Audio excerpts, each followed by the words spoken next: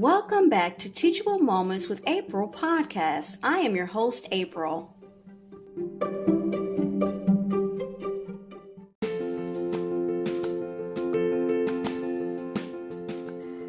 Inspire, host, create, explore endless new possibilities, next level broadcasting. If you haven't heard about Anchor by Spotify, it's the easiest way to make a podcast with everything you need all in one place. Let me explain. Anchor has tools that allow you to record and edit your podcast right from your phone or computer.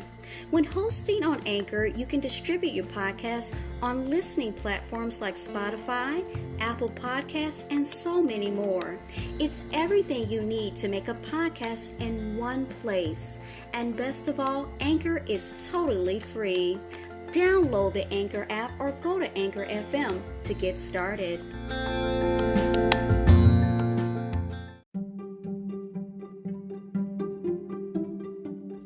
Good evening, everybody. I wanted to come on briefly and talk about the case of Shanquella Robinson. I've still been following it. I don't know if you guys have as well, but I've been looking, online as well as on YouTube and other places at other people's thoughts and theories and the newscasts as well to see how they're, advancing with the investigation since the FBI, I heard, has been called in. As I was watching the other night, some nights ago actually, a particular YouTuber called Gossip Girl XO, she's on YouTube, and she had people calling in. My mind started going on some things, especially some of her callers, when they started asking questions and giving theories. And so I got out my piece of paper and pen, and I'm so glad that I looked at it because it really got me thinking, and I started to wonder about quite a few things. The first thing that I was wondering about is why didn't her boyfriend go with her on this particular trip? I would think that would be perfect,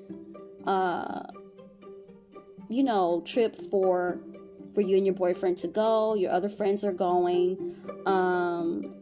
I've been hearing conflicting things in regards to whose birthday it was. At first, it was one of the young men's birthdays. I believe they said his name was Nazir, but now they're saying it's Dejanay's birthday. So I don't know whose birthday it actually was, or if it was anyone's birthday at all. I don't really know, but at this point.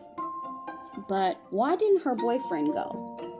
And then I started to hear things in regards to her mother, that when she got there, she called her mother twice. And in one of the conversations, she mentioned something about it felt awkward. It felt awkward with the friends.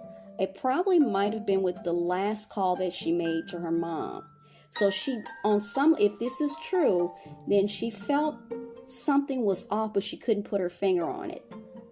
Okay, so if she talked to her mom twice, is it possible that she could have talked to her boyfriend? And why haven't we heard about that? And I think if he had gone and he was not involved, and that's the question there, not involved, then they would not want him to go. And did they do some type of thing to discourage him from going? Now, I don't want to believe that he's involved. Okay, even though no one has said that thus far, but I don't want to believe that he is. So if he was not involved, okay, why didn't he go? Okay. And if he wanted to go, or she wanted him to go, how did they discourage? What did they say? What did they do to discourage him from going? Because they wanted to get her alone, and they wanted to do what they did. Unfortunately, it's very sad. Every time I think about it, and every time I see anything about it, it is a very sad state of affairs. The second thing that I was wondering about is the people that came on the scene, could they tell? I would think that they could tell by different characteristics of her body, her breathing or lack thereof, how her body was situated, and so forth and so on, that she had sustained possible, if not potential, neck and spine injury. Now, I don't work in healthcare and I never have, but I have over the years taken CPR and first aid. And whenever you do first aid, you have to assess the situation, the environment, and a lot of times you are speculating when you proceed to give first aid or CPR. But even if you suspect something, then in this case, possible neck and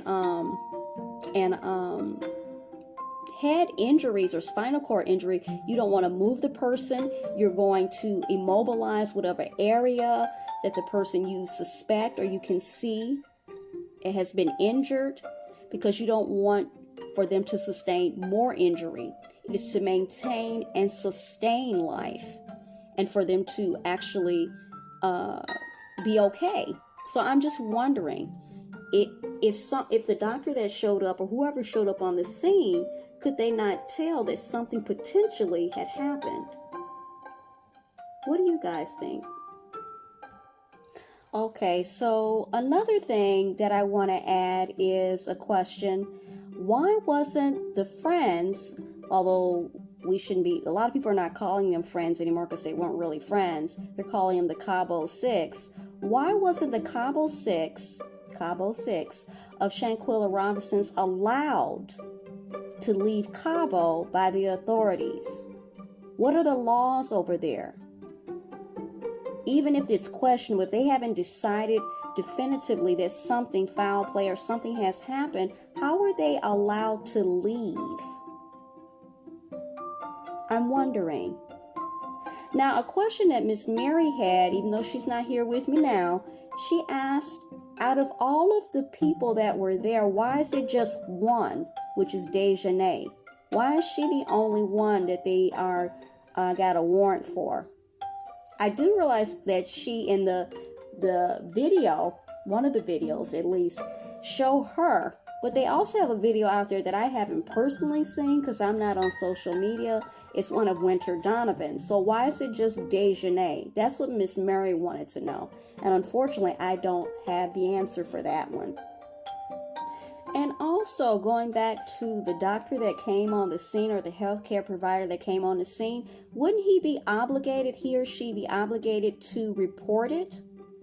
Like I said, I know from working in special education, you're a mandatory reporter if something is brought to you. It could have happened last week. It could have happened last year. It could have happened 50 years ago. Your job is to report it. And you're in violation if you do not, through Rule 50 and Rule 51 of OIG. So I would think that doctors and healthcare providers would also have that something similar, if not identical, when they come across something that is questionable.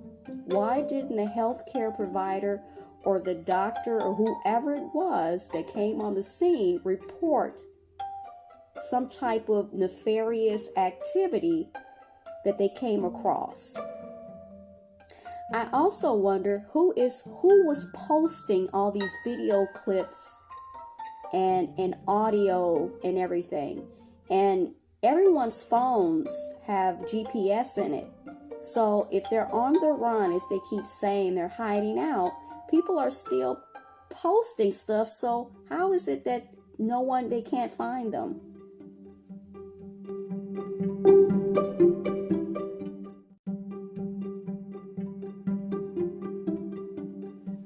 I hope you enjoyed today's episode. Thanks for listening to Teachable Moments with April. If you did enjoy this episode, I invite you to come right back to check out my podcast and my other episodes. Don't forget to listen, add us to your favorites, and support by clicking on the link in the description.